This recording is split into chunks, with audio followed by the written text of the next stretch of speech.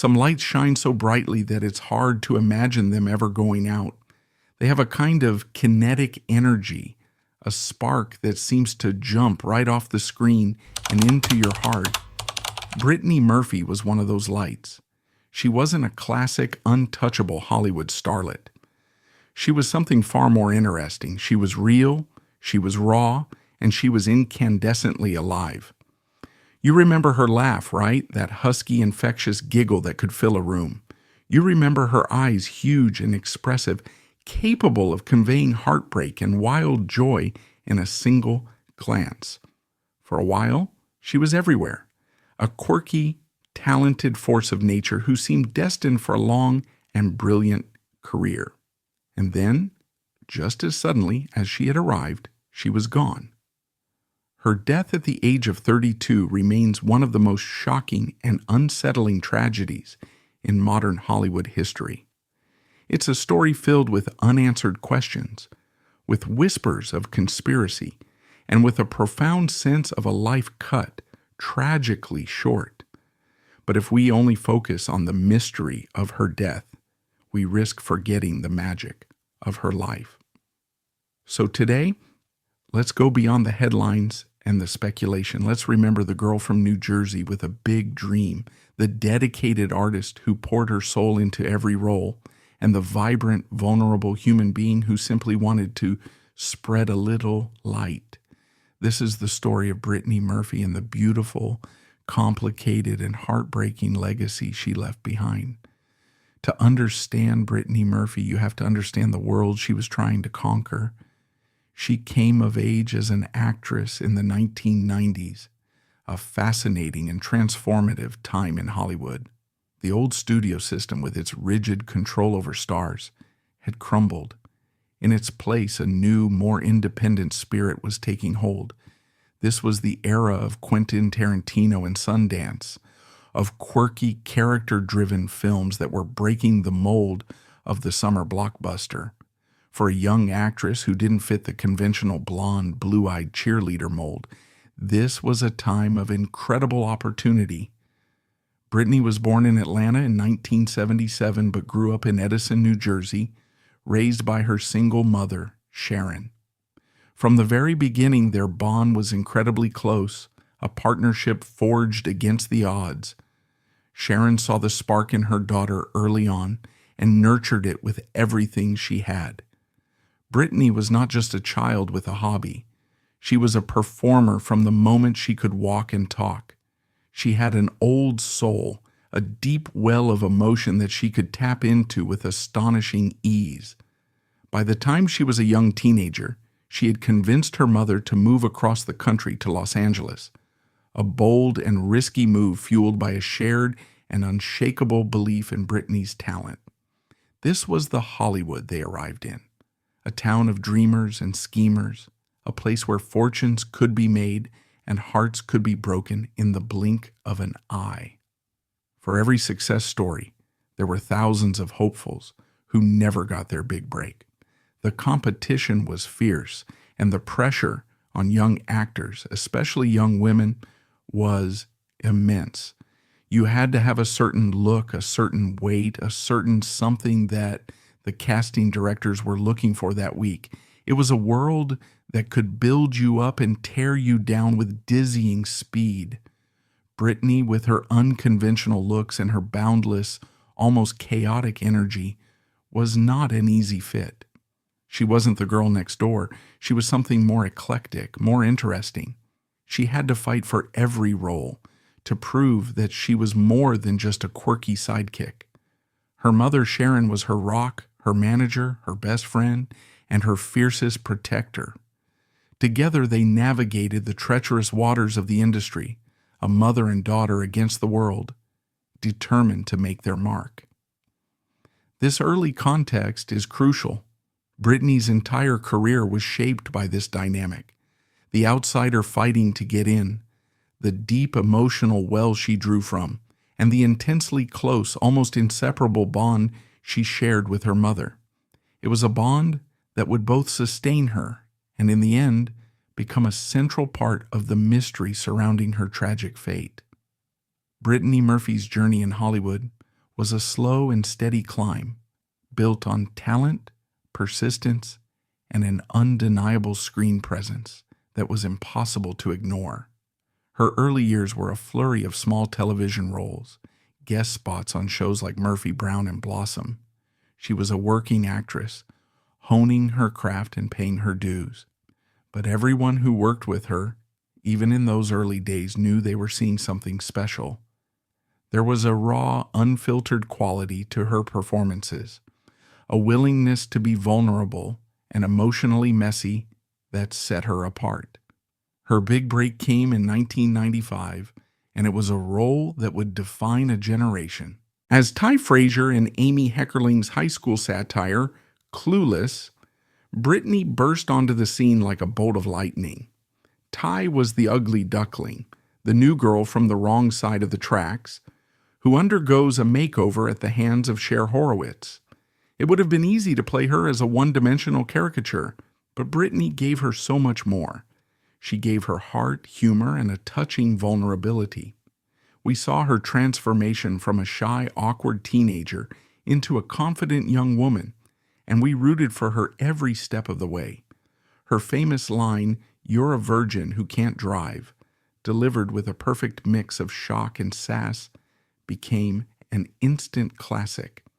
Clueless was a cultural phenomenon, and Brittany Murphy was its breakout star.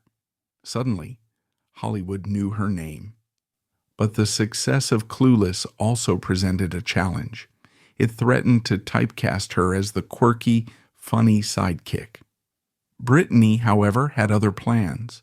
She was determined to show the world the full range of her talent, and she did, with a series of powerful and diverse performances that showcased her incredible versatility.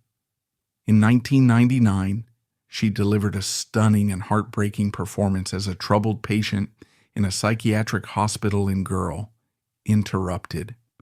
Acting alongside established stars like Winona Ryder and a pre-Oscar Angelina Jolie, Brittany held her own, creating a character, Daisy Randone, who was both fragile and deeply disturbing.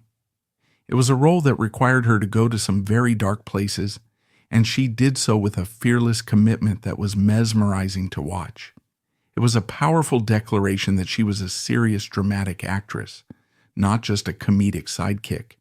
Then, in 2002, she went head-to-head with Eminem in the gritty, semi-autobiographical film 8 Mile.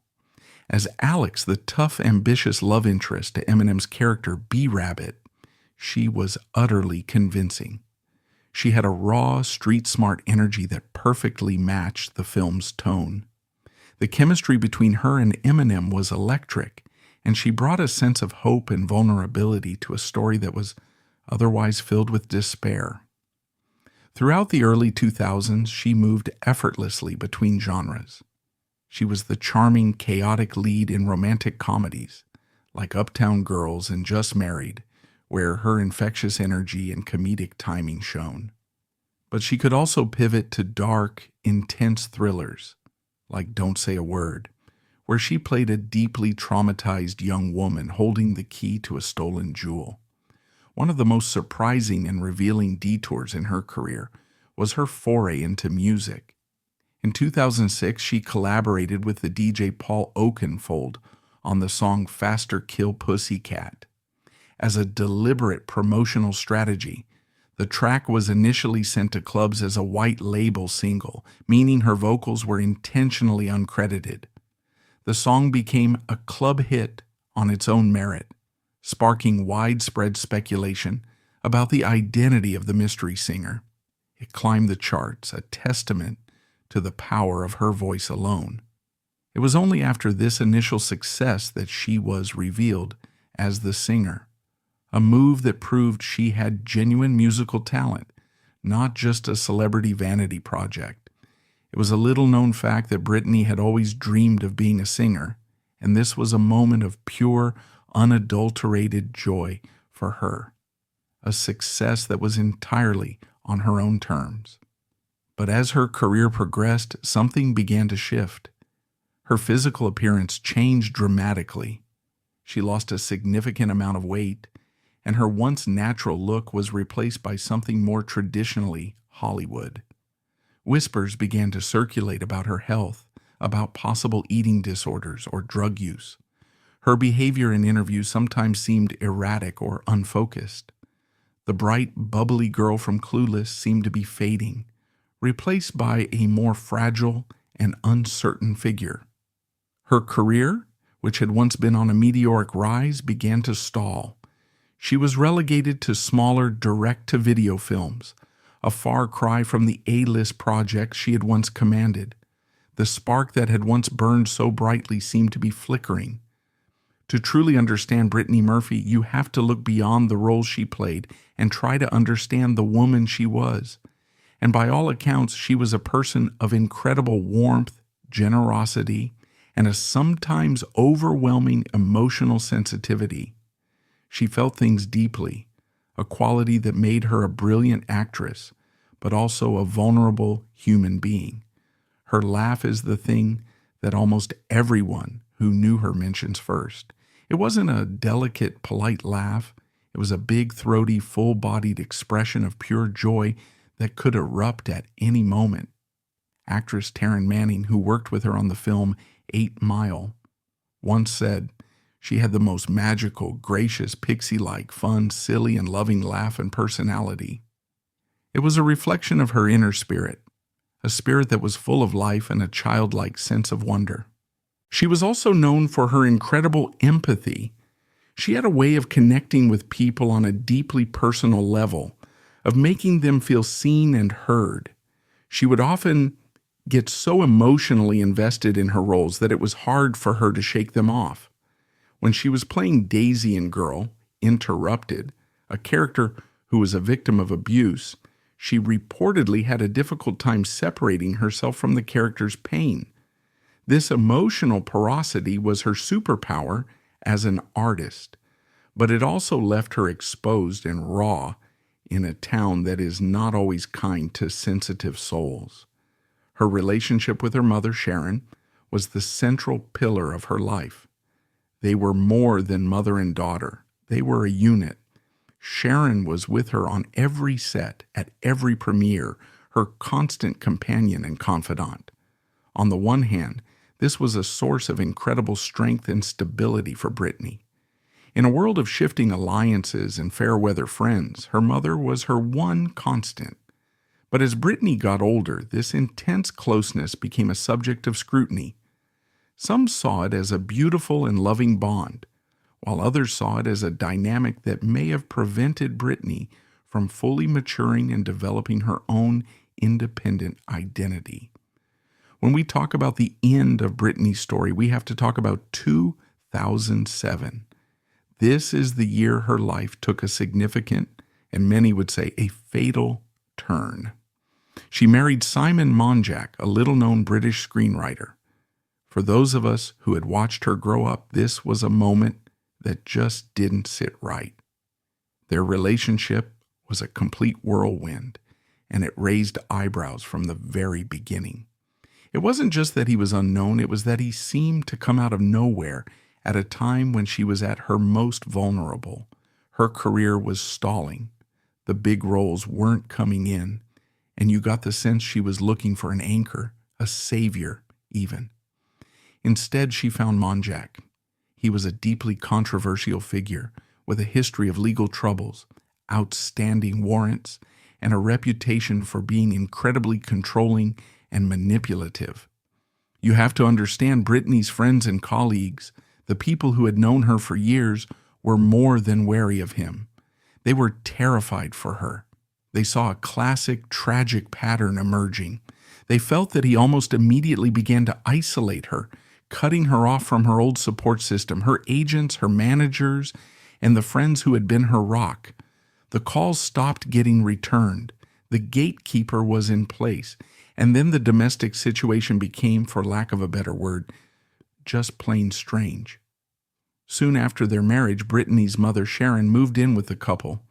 This created an unusual and intensely insular domestic situation. The three of them, Brittany, Simon, and Sharon, became a self-contained unit, holed up in that big Hollywood Hills mansion, the one she'd bought from Britney Spears. It was as if they became their own tiny, isolated island. They were rarely seen socializing and became increasingly detached from the outside world.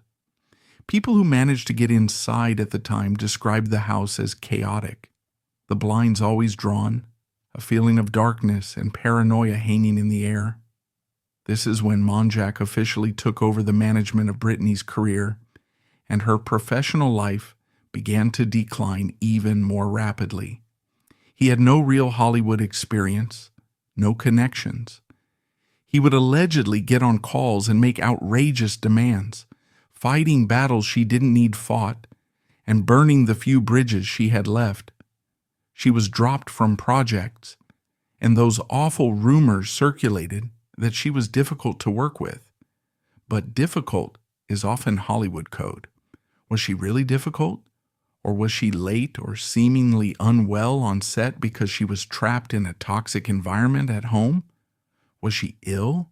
Was she being over-medicated? We just didn't know. There's a particularly poignant and deeply unsettling story from one of her last films, a small-budget horror movie. It's a story that, for me, just says it all. A director on the film noted that during a scene, Britney seemed off, disconnected. She was looking off camera for approval after every single take. He soon realized she was looking at Simon Monjack, who was standing just behind the camera silently, almost menacingly, directing her performance with his eyes with small gestures. Imagine that. An actor's job is to be present, to connect with their scene partner, to trust their director. But she was bypassing all of that, looking for permission from her husband. It was a small but telling detail that seemed to confirm the fears of many, that the vibrant, independent, ferocious spirit who had fought so hard for her career was now under the complete control of her husband. It's a chilling thought. That spark we all fell in love with, it was being smothered. When you look back at her final interviews, it's almost hard to watch. There is a palpable sense of fragility. The famous bubbly energy is still there, but it seems more forced, more brittle, like a mask she was struggling to keep in place. And behind that smile, there's a sadness in her eyes that is just hard to ignore. She often talked about her desire to have children, to build a family of her own. It was this recurring theme, this one dream she seemed to be holding on to. You hear this a lot from people who feel their lives are spinning out of their own control. The idea of a child, of a family, becomes an escape hatch, a symbol of the normalcy they crave.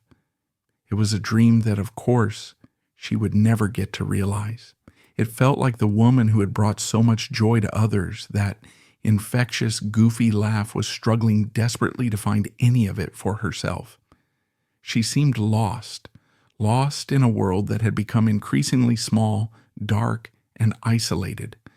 That big Hollywood mansion had become her cage, and the walls were closing in. The death of Brittany Murphy on December 20th, 2009, sent a shockwave through Hollywood and beyond. It was so sudden, so unexpected, that it seemed almost unbelievable. The official report from the Los Angeles County Coroner was stark, and for many, deeply unsatisfying. The cause of death was listed as pneumonia, with secondary factors of iron deficiency, anemia, and multiple drug intoxication. The coroner, Ed Winter, was clear. The death was accidental. The drugs found in her system were all legal, a mix of over-the-counter and prescription medications likely taken to treat a cold or respiratory infection. The coroner stated that her death could have been prevented if she had simply been taken to a doctor. But this official explanation did little to quell the storm of speculation and controversy that immediately erupted. The story just didn't seem to add up. How could a vibrant 32-year-old woman die of pneumonia in her own home? Why wasn't she taken to a hospital? The questions began to pile up, and they pointed in a deeply unsettling direction. The behavior of her husband, Simon Monjack, and her mother, Sharon, in the aftermath of her death only fueled the public's suspicion. Instead of retreating from the spotlight, they engaged in a series of bizarre and contradictory interviews. They posed for strange, grief-stricken photo shoots and offered conflicting accounts of Brittany's final days. Monjack, in particular, became a figure of intense public fascination and distrust.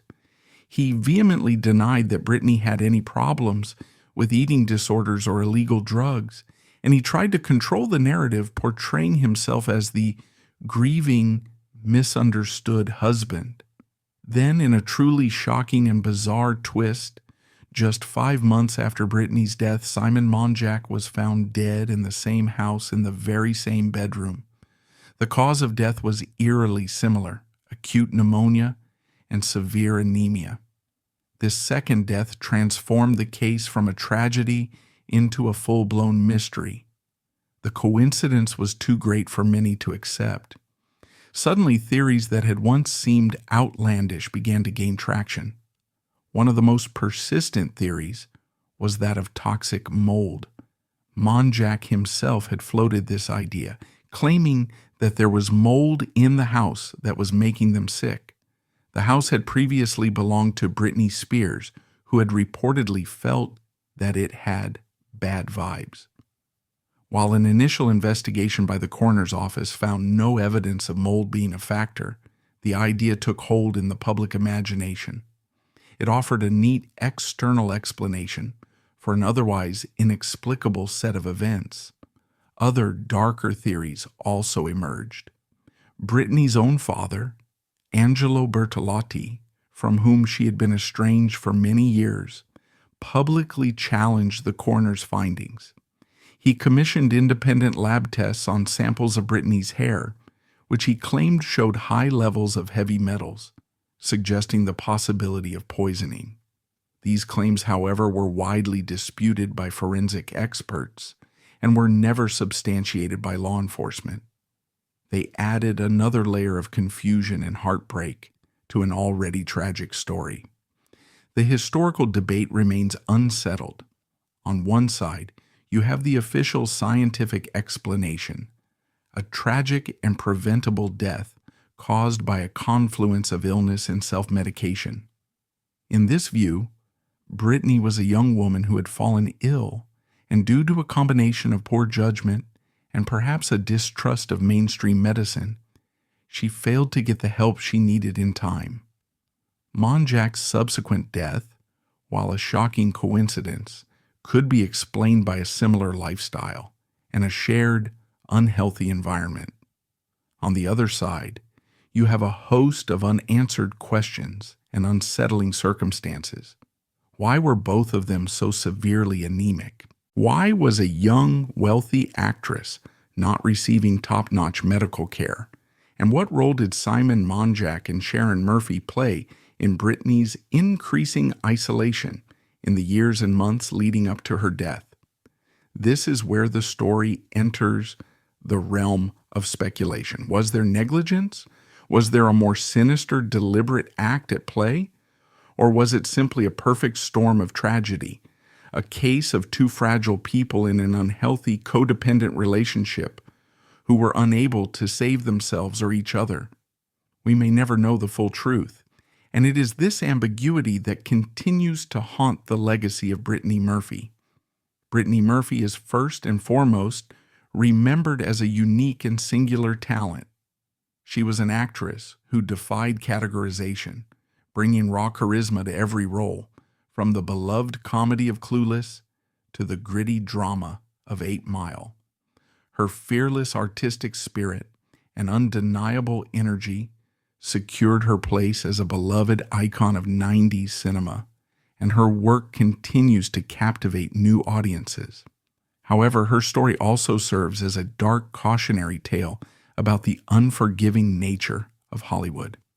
Her life is a stark reminder of the immense pressures of fame, the impossible beauty standards imposed on women, and how quickly the industry machine can cast an artist aside.